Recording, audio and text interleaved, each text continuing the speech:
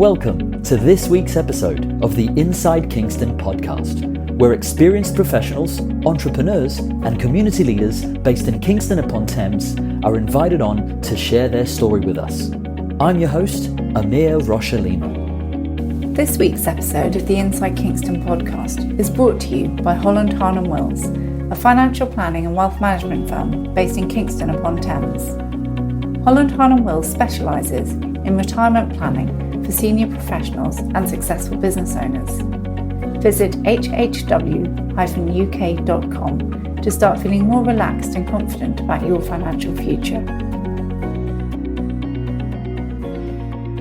Thank you for joining us for another episode of the Inside Kingston Podcast. I'm joined today by Emma Egerton. Emma is the founder of Little Ginger, a catering company offering food that's 100% plant-powered, homemade, nutritional, and soul-pleasing. What's unique about Emma is how a passion project around food during her university years led her to a career in working at different food outlets and restaurants, including a stint catering with a firm providing food for bands on tour. And be sure to listen to the end, where Emma shares with us how COVID-19 and the lockdown situation forced her to get creative about her business model and social media strategy.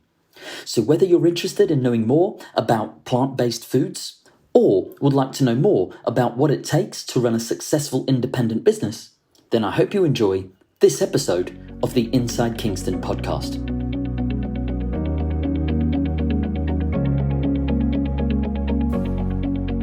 Welcome, Emma Egerton, to the Inside Kingston Podcast.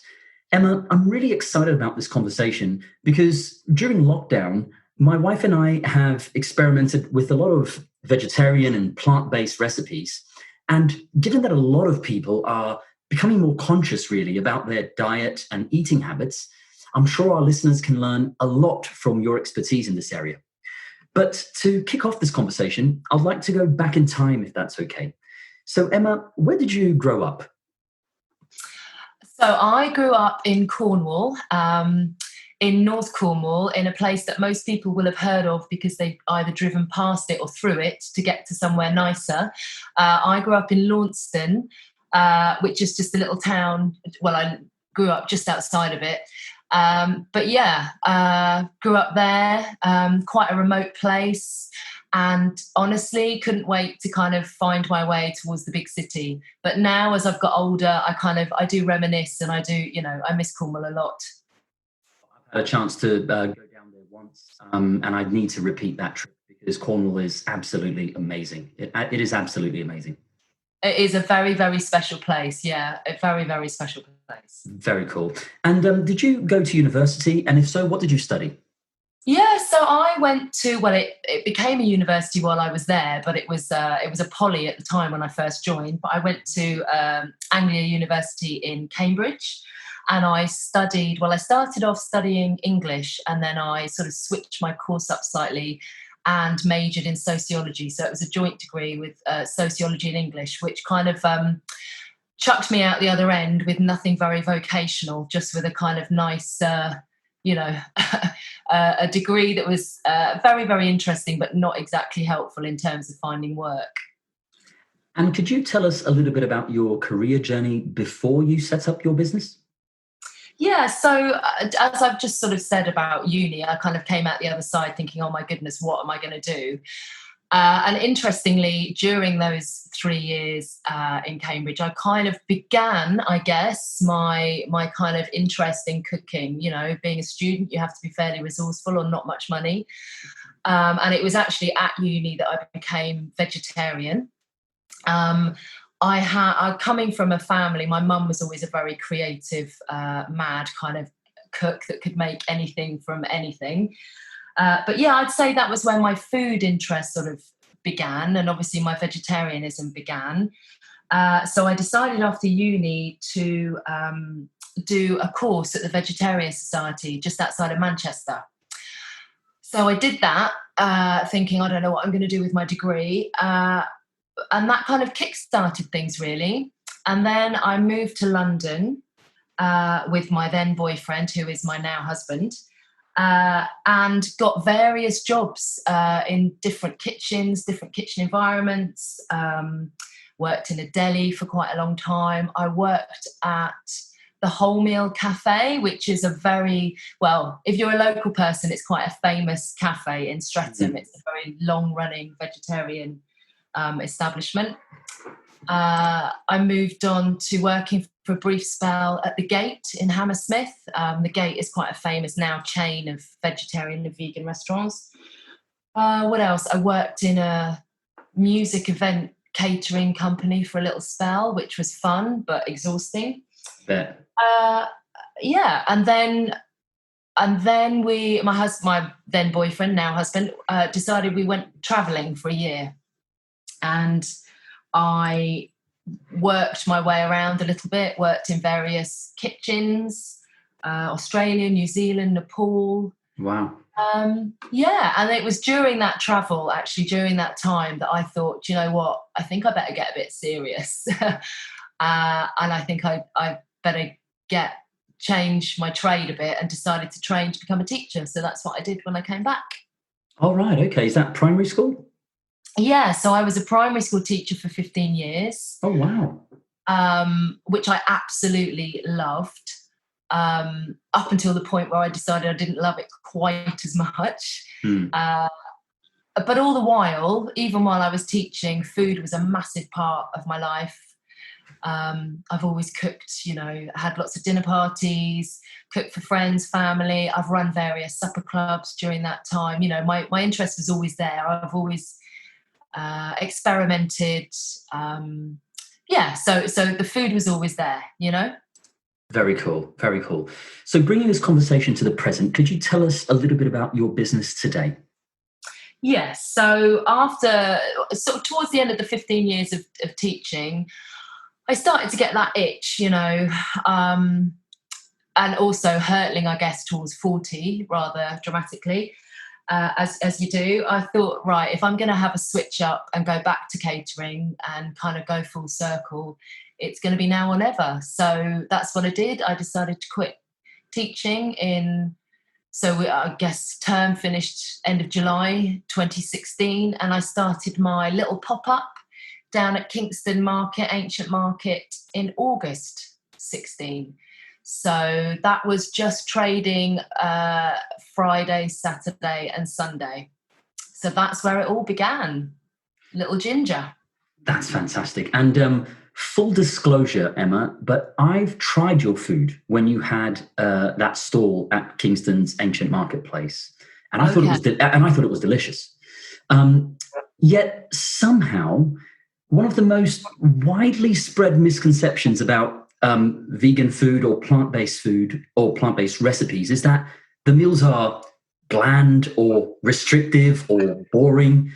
Could you, and I'm a meat eater, and I still defend the fact that most definitely is not the case. But could you talk to us a little bit about that? Sure. So I think things are changing a lot now, Amyr, to be honest. I think there's been such a massive swell in plant-based, food.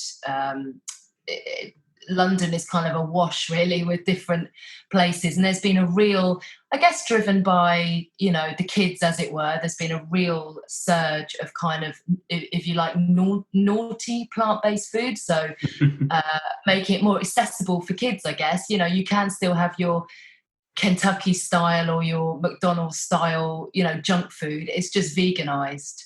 And I think that's brilliant because it's made it so accessible. I think for me personally, maybe I'm a little bit older, as much as there is definitely a place for that. And I love my junk food occasionally, don't get me wrong. My stance has always been healthy, fresh, seasonal. And I think people always tell me that my food always is big on flavour. So I don't think that's ever been people's misconceptions. If they've tried my food, they won't say that it's tasteless, that's for sure. I like big flavours, and I like really colourful food because obviously we eat with our eyes as well. So on the stall I'd always have, we called it slamming slaw, which was a really, really brightly coloured slaw, really brightly coloured curries. we got quite, I'd say, famous. Can I say that? Very much so. Oh, for me, you did. We got a little bit famous for my homemade burgers, which we always used to make from scratch. I used to come up with different recipes all the time. So I went from that little one woman kind of pop up at the weekends to having one of the permanent units at Kingston. And we started to get a really regular following. Our little family grew and grew quite quickly. And I think most of the Little Ginger family would say that, there's nothing tasteless about the food. And that's the thing with a lot of the plant-based kind of ingredients. It's just about the flavouring, you just have to big up the flavour, because obviously a big piece of steak, slapping that on the plate, that comes with instant flavour. You have to just be a little bit more, a lot more creative, with absolutely making big flavours veganized. When you think about flavors, Emma, what sort of cuisines particularly inspire and influence you? So I would say very happily that I travel around the world quite regularly with my recipes. The obvious ones, I love Indian food, so probably my sort of safe space would be making big curries and things like that. I love Asian food, so Thai, Indonesian, Japanese, those kind of flavours. I could go anywhere really around the world and just get kind of influence. But I'd say my sort of happy place, my safe space is definitely Indian food, yeah. The beauty about what you've just said there is that today, pretty much all of us have access to what you've just said. I mean, it's incredible, isn't it? I mean, look, going to Nepal and experiencing the food over there must be a unique experience. But without ever having been there, I have access to at least getting inspiration from what their recipes and what their ingredients look like through the internet and through books, etc., which is quite amazing. Yeah, and I totally agree with you, Amyr, but also I think we're so lucky living where we live, because you just have to walk around a corner and then you've got so much choice and so much variety. London is such a multicultural place, and the food on offer is just, I think it's probably better than anywhere else in the world, so we're incredibly lucky. It's everywhere, and just it's ripe for the tasting. It's just around the corner. Absolutely, I second that. Okay, so Emma, let me switch gears on you slightly, because you mentioned something a few minutes ago which I want to explore a bit further, if I may. I really like the way you use social media and the way it creates awareness of your brand, because as you said there, we eat with our eyes as much as we do with our taste buds and everything else. And your Instagram feed in particular, which is, I think, where we connected originally, it's colorful and vibrant and happy. So for our listeners who perhaps are new to doing their own social media marketing, perhaps forced to think about it through the lockdown situation we've lived through, could you tell us a bit about how you think about the use of social media in your business? That's really interesting, Amyr. I'm going to take what you just said with open arms, because honestly, social media has, less so now, but it's been a bit of a struggle to begin with, because you're right. You've got to find your own niche. You've got to find your own voice. And I think I was a bit wary. I'm not. If you're in a younger generation, I think you're just born with it. It's just part of your nature. So kind of, especially having left the market, which I did in November, to concentrate on kind of catering and events and things. Obviously, Instagram and social media, that is my shop floor, if you like. That's my kind of platform to tell people about what's going on and what I'm doing. So I've kind of self-taught myself by following lots of other people and looking at other accounts that I think really work and that I like.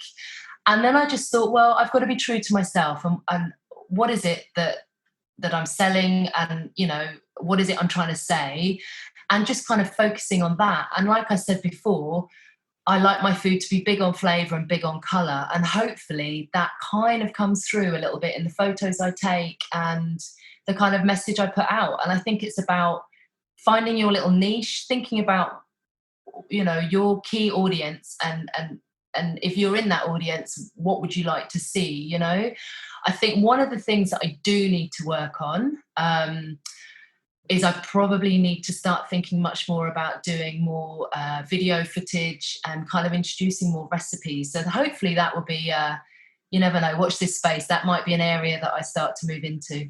Oh, awesome. But I, for one, at least my impression of it, Emma, is it definitely hits the mark from what you're trying to achieve. It really does appeal to the taste buds as much as to the eyes. It's pretty awesome.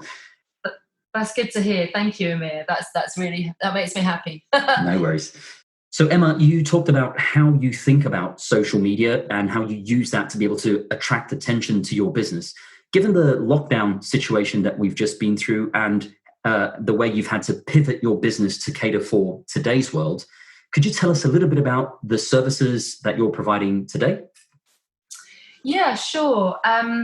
So obviously, like every other catering business, the lockdown meant that the whole of my summer sort of just evaporated literally overnight. So all of my bookings obviously were either postponed until when, I'm not sure, or completely cancelled. So that left me in a pretty precarious situation because I left the market in November, partly down to sort of footfall generally diminishing a little bit in Kingston, but equally, well, more importantly, really, that the catering and event side of my business was starting to grow, and I just couldn't really do both to the best of my abilities, and I wanted to focus on the catering and the events. So obviously lockdown, COVID, our old friend COVID, has meant I've had to evolve pretty rapidly, and I did, I'll be honest, have a weekend of sheer panic thinking, oh my goodness. But as most caterers, you kind of rally and think, okay, what can I do? And I had previously, back when I was just running the pop-up, I also used to offer a frozen meal service. But then as the pop-up kind of grew, that fell by the wayside. So I thought, okay, I'll go back to that because people had been asking me, you know, on and off about that service. So I thought, right, I'll go back to that. So stocked up all the freezers, bought more freezers, made lots and lots of freezer meals, which are all up on my website, and that was going great guns. I also did quite a few meals for the NHS, and I ran a scheme as well. If you ordered meal delivery, then you could also nominate an NHS worker. So at the beginning of lockdown, I was really, really busy with that. That was fantastic and kind of, you know, evolved me into a different sort of path, which was brilliant, kept me busy. Well, I need to be busy at all times. And then I thought, okay, so summer's coming. People aren't going to be wanting to eat shepherd's pie and lasagna when it's baking hot. What can I do now? And I thought, do you know what? There's been so many times where I've either been invited to a barbecue or hosted a barbecue, and people are like, I don't really know what vegans eat. What do vegans eat for a barbecue? So I decided to put together my own barbecue box, which comes with, well, various things, my own homemade burgers, skewers, marinated, different barbecue sauces, dressings, you know, all sorts of things. So I decided to do that. And then I thought, oh, well, people are going to parks to meet up with friends, you know, social distance gatherings and whatnot. I know, I'll put together a picnic box. So there was born the Rainbow Picnic Box, which I have to say, Amyr, has been an absolute joy because, well, I love being in the kitchen and cooking and designing and making food for people to feel happy over. But the picnic boxes have brought me extra joy because I love putting them together. They look really colourful and vibrant. I make everything as homemade as possible and as fresh and as seasonal as possible. And I just love, you know, clients' faces when you deliver them to the door and they open the box and go, wow, that looks amazing. So yeah, that's been brilliant. I've really loved evolving into that kind of delivery service. Oh, that's awesome, Emma. And, you know, for me, this is what it's all about. I mean, hats off for you to, you know, figuring out the pivot you needed to make during this lockdown. And for me, one of the most interesting parts of the conversations I've been having with folks on this podcast throughout this lockdown period is just to see human ingenuity in action, and just people, just to pull their socks up from God knows where, find the energy and just say, you know what, this is the direction I'm going to go. I'm either going to use social media or my local network, and I'm just going to rock and roll. So no, hats off to you. Absolutely awesome. Oh, thank you. Emma, what are some of the key business lessons you've learned throughout your life? Oh gosh, so many, still learning, aren't we? We're all learning every day. For sure. I think one of the biggest lessons for me, Amyr, I went into this, I guess, a little bit green around the gills. Is that the right expression? Not really knowing. I just thought, I love cooking. I love making people happy with my food. I want to spread, some awareness around eating healthily, but also eating tasty food and a bit of sort of sustainability and whatnot.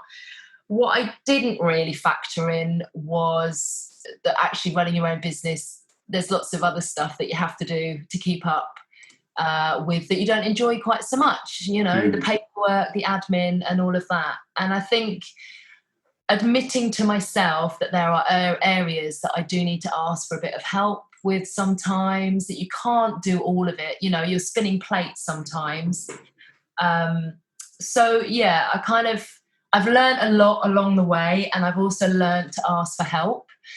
And I think one of the biggest lessons, actually, Amyr, and actually what's turned out to be one of the areas that I think I've enjoyed most running my own business, is actually collaboration. So I've worked collaboratively now with quite a few local people. I think you interviewed Roisin from Concrete Jungle Yoga. Yeah. So we've worked together. We've done a supper club together with yoga for local charity, the Hygiene Bank. I've worked with Danny from Healthy Whole Me. I've catered on some of her yoga retreats. I just think, being very open, meeting other people, saying, why not? Let's do something together. I think that's been invaluable and really healthy and really joyful as well. Oh, that's awesome. When you look back at your career journey to date, what are you most proud of? I think I'm really proud of the fact that I did make the leap and jump from teaching. I was doing pretty well. I loved my job. It was a pretty big, bold decision to make, to suddenly dive into a very unknown world. And although it's not been a bed of roses all the way through, it's pretty tough. I'm really proud that I did do that, and I was brave enough to do that. And yeah, I'm proud of that. Awesome. Emma, what next for you and your business? Are there any projects in the pipeline you can tell us about?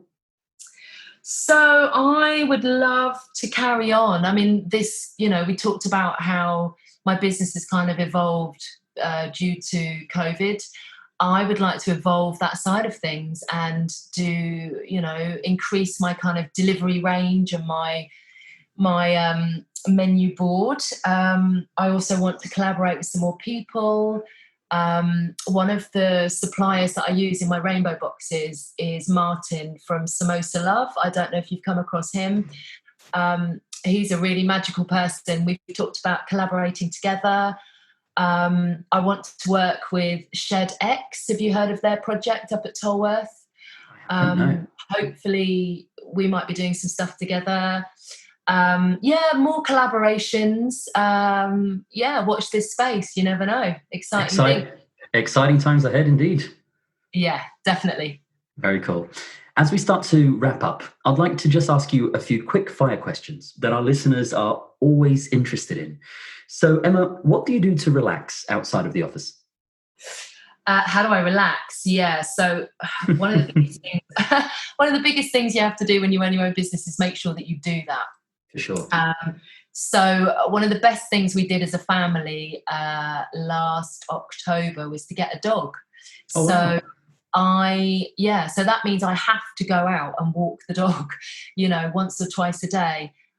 So I do that, and I absolutely love it. And we've as a family, we've spent more time together outside, and we've found loads of amazing places locally in the countryside. So that has definitely been absolutely pivotal for my mental health and my well-being. I also try and do yoga. 9 times out of 10 it's at home because I don't have time to go to, proper classes, but I try and do that. And I also run, and I tend to run with a friend. So it's sort of part run, part chat, part therapy. And that's been an absolute godsend. I love it. That sounds like fun for sure. Are there any books that you've recently read that you would recommend to our listeners? So I'm embarrassed to say that most of the time when I go to bed and I try and open a book, I tend to fall asleep because I've been on my feet all day. But actually, I've been not working my way through. It's been an easy read, actually. I've been reading Girl, Woman, Other by Bernardine Evaristo, and it's been joyful. Yeah, I'd really recommend that. It's a really fascinating, funny celebration of women. It's a fantastic book. Well, recommend it. And are there any movies or TV shows that you've recently watched that you'd recommend to our listeners? Gosh, so many TV series. Haven't we all been watching so many? We've been binge watching, haven't we? Well, probably the usuals: Killing Eve, Fleabag, Ozarks. We really got into. And I just got Apple TV for free for a year, which was a bonus. And we just watched Trying on Apple TV, which was really, really sweet, really lovely. Yeah. All right. Okay, I'll have to check that out. Check it out. As for a film, I think a film that I would really recommend that I saw quite recently was Hunt for the Wilder People. Have you seen it? I haven't, no. Oh, I'd really recommend it. It's a New Zealand film.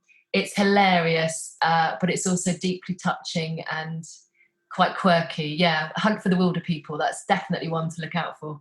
Awesome. That's on the to-watch list already. Thank you for that. Finally, where can people go to find out more about you and your business? So I think the best place would be either to check out the website, which is littleginger.org, or find me on Instagram. That's probably the place where I post the most and talk the most, and you can see pictures of my food and what I'm doing. So that's the _littleginger. Yeah. And for the benefit of our listeners, I'll make sure I add these resources to the show notes. Emma, thank you for joining us here on the Inside Kingston podcast. It's been a pleasure getting to know your story. Thank you so much for having me, Amyr. That was lovely. Thank you. That wraps up another episode of the Inside Kingston podcast. Make sure to check out our guests' website, pay them a visit, and help spread the word about what they're doing. If you have any questions or know someone who should be a guest on the show, please feel free to get in touch. I would also love it if you could go to iTunes and leave us a review and a 5-star rating.